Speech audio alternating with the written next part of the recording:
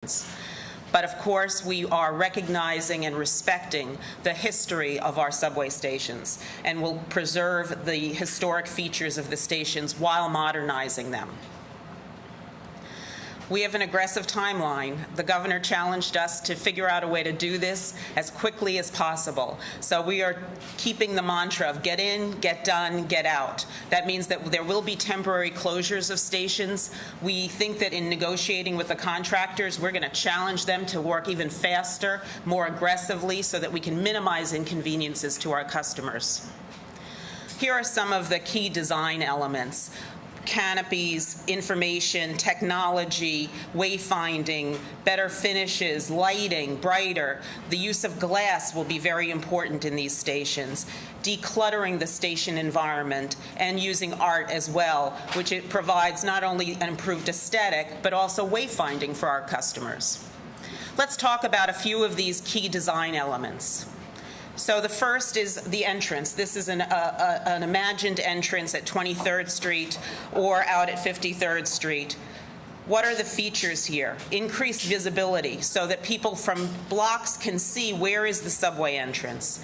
We will provide neighborhood maps. We will also, and this is a very key feature we think for our customers, provide street-level service announcements so that customers will know before they enter the station what the service level is for a particular line. This is the new interior, reimagined, very different than what you see today.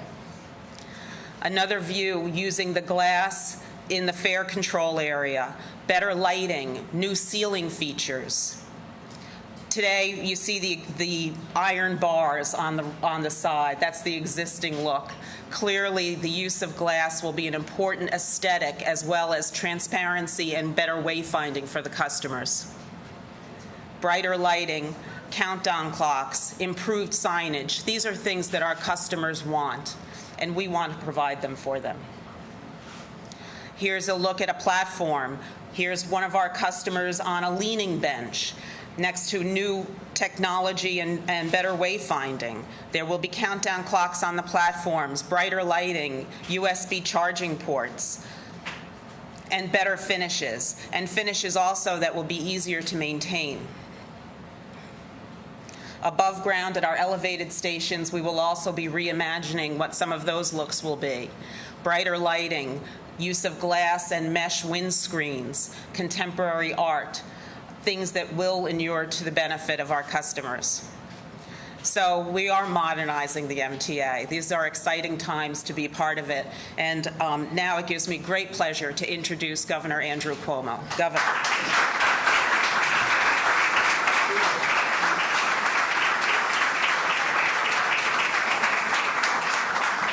Thank you. Thank you. Thank you very much. It's a pleasure to be here. First, Chairman Prendergast and Ronnie Hakem, congratulations on a great presentation. Let's give them a round of applause. To my colleagues, I thank them for joining us. We have Borough President Eric Adams, Assembly Member Joanne Simon, Steve Levin from the Council, and two board members, Fernando Ferrer and Norman Brown. Thank you.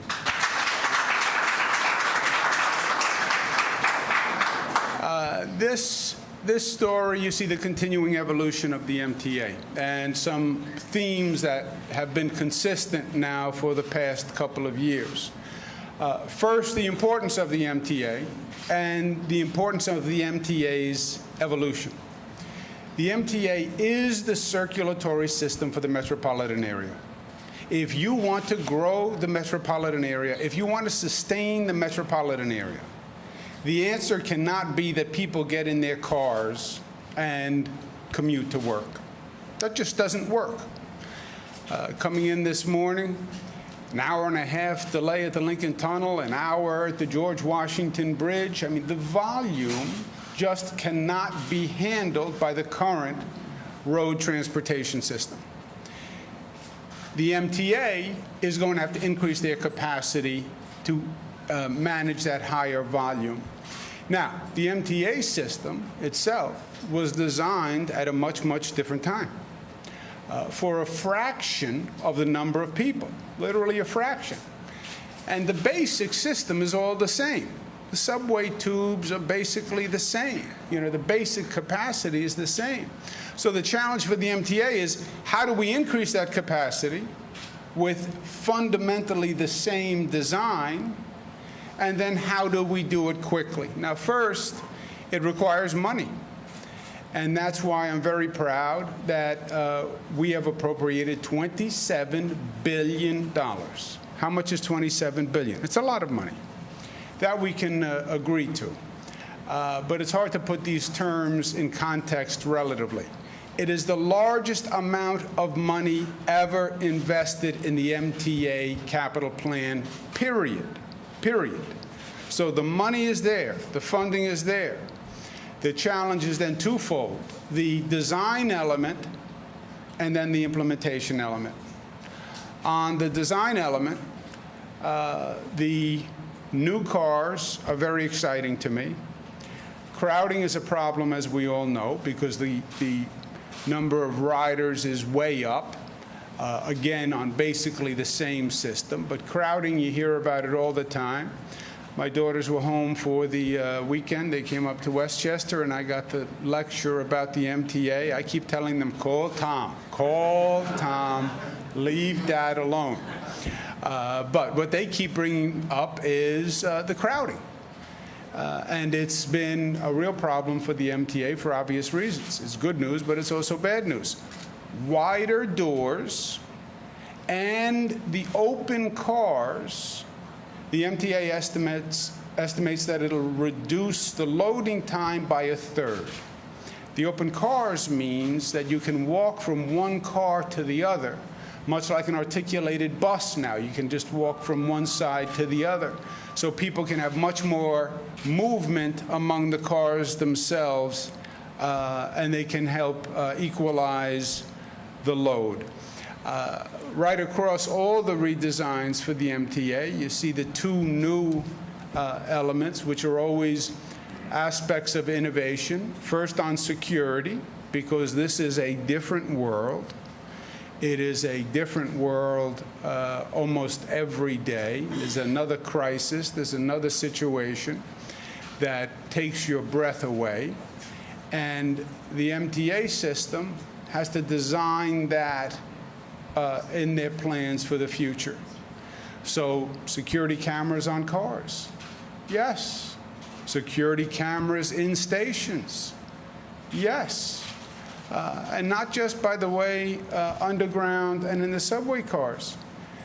When we're redesigning the Penn stations, the LaGuardia airports of the future, the Tappan Zee bridges of the future, this all is going to have a security element that we couldn't even imagine before. We'll soon be announcing the redo of tunnels and bridges. Security is now a daily concern, and that's going to have to be designed into the new structures. Technology, use of technology. People want to work. They want their device to work 24 hours a day. They don't want to have to look up. You get on the bus. They want to go right to work. You get off the bus. You walk into the subway station. There has to be Wi-Fi. There have to be charging ports. That is the way. And this new system will have all of that.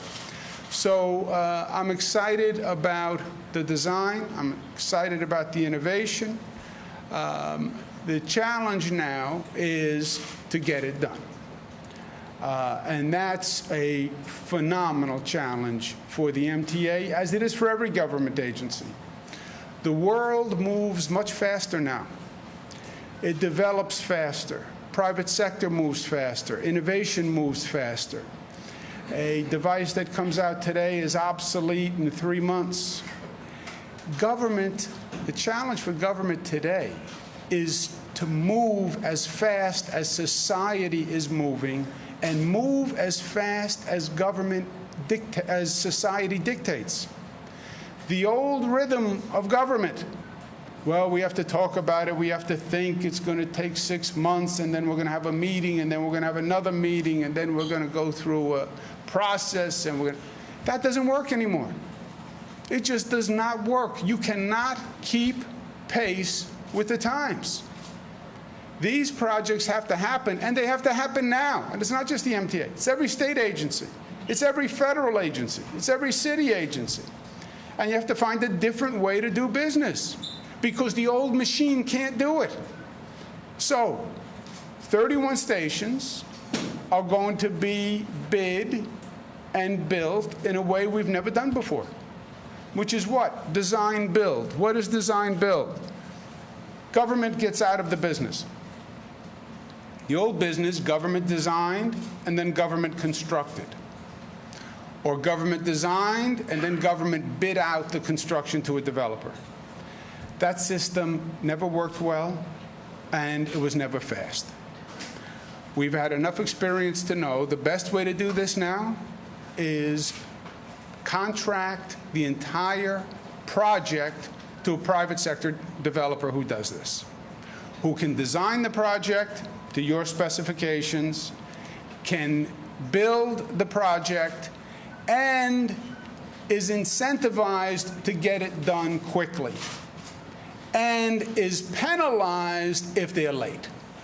So these endless construction projects that just go on and on and on, and they seemingly have no end, that has to stop. And we need a different way to do business, which is design build. We've done it on the Tappan Zee Bridge between Westchester and Rockland. They estimated the bridge would take 10, 15 years to build. It's going to take about 4 years to build. Design build. We put out the plan. We had an international competition. We have the fastest bridge building company on the globe won. And the bridge is coming out of the water. Government could never have done that if they were doing the design and the construction. Why? Because we don't build bridges. It's not what we do. There are companies that build bridges. In the private sector, they'll tell you all the time. That's not what I do. Stay to your proficiency. Stay to your core proficiency. And let somebody else do what they do. So for the MTA, congratulations to Ms. Hakem. 31 stations are going to be put together in packages, sent out to the private sector, ask the developers who has the best price, who can get it done the fastest, and who will accept our terms of penalties if you're actually delayed. Also, rather than keeping the station in semi-operation for a long period of time, there will be a period of closure where we will close the station. People will be inconvenienced for a short period of time and need to access another station, but we'll actually get the construction done. Rather than prolonged delays, there'll be a period of closure, and then the station will reopen and the station will be done. So I'm very excited about the new methodology because the money is there, the ideas are there, the design is there, the new technology is there, the new security protocols are there. Now we have to get it done. And we have to get it done faster than we've ever gotten it done before. And again, that's not just the MTA, that's all across the board, except the borough of Brooklyn, which is already beating everybody by light years. Congratulations to Chairman Prendergast. Congratulations to Ronnie Hakem. It's exciting. It's a massive challenge running the MTA. I thank the board members. I thank the chairman. I thank the president. And it's a massive challenge to build a new MTA while you are operating the old MTA. And that is exactly where we are. So thank you all very much. Let me ask the chairman and Ronnie Hakem to come join me for any questions.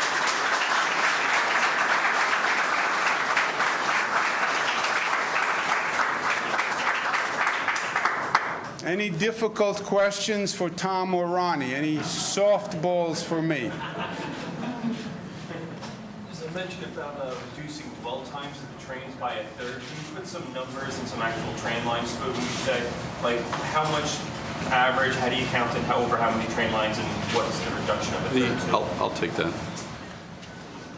The basic rule of thumb on the system for years, and it's a rule of thumb, it doesn't apply to every line and every station, but we designed the wayside block signal system for 90-second headways, but that also includes a 30-second dwell time at stations. Now, there are some stations that have far in excess of 30 seconds, some that have less than 30 seconds. But when we apply that standard, what we're talking about, especially at the most heavily utilized stations, the ability for people to board and alight faster. It would be nice if people always waited till everybody got off the train before they started to board, but that's a little difficult in New York. So the wider the door, the better the behavior generally in terms of people boarding and alighting. So that's the general idea in terms of trying to reduce the dwell time.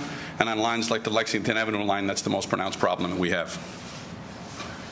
Tom, you have previously said, when asked about the Lexington line, that the only two ways to help, Second Avenue subway that'll take off some of the volume, and computerizing the signals or modernizing the signals. Is the wider doors and the sort of through space on the trains, is that a third way that you hadn't factored in? Yes, it is the third way. I mean, ideally, that is the most crowded line in the country, 500,000 people a day. So by offloading the Upper East Side loads onto Second Avenue subway and freeing up capacity will help. Communication-based train control shrinks that headway even from 90 seconds down to something lower. And then the third issue is dwell time at stations. And so what you said, dwell time at stations, and also the open car end design. Because as you know, people are afraid to get to the ends of the car when they have fear that they'll be able to make the car door and get out. So when other systems have used these open end car end designs, they've had more evenly distributed loads throughout the train, hence additional people on the train. Journalism, they say it's a trend. We have the new buses, the new app, and now the yellow stripe on here with a yellow and blue state color scheme. And I'm wondering if you are making your state color mark on MTA. The state color is not yellow and blue, by the way. Gold, I'm sorry, gold. Gold and blue. There is no gold and blue here. But no, I think it is fair to say you're seeing a redesign of the MTA on every level. And when you're building new cars and you're building new buses and you're building new stations, et cetera, color schemes are part of that, and the attractiveness is part of that. And the fact that it is the state, $27 billion, right, state investment, is there something to the fact that they look like the state colors? Oh, yeah. I'm sure Chairman Prendergast, when he's done, is going to put on every door on every train, "Thank you, New York State, for the $27 billion that made this possible." As long as the train is on time. If the train is not on time, then... Governor, you've been holding a lot of MTA press conferences recently, more, I would gather, than in recent years. Why the new emphasis on the MTA? Because there is a new emphasis on the MTA. Because when you look at the challenges that are before us right now, one of the really pressing challenges that has increased in intensity over the near past has been the recreation of the MTA. It is the recreation of the MTA. This is I think, one of the greatest challenges we have. We've been focusing on transportation writ large, right? New LaGuardia Airport.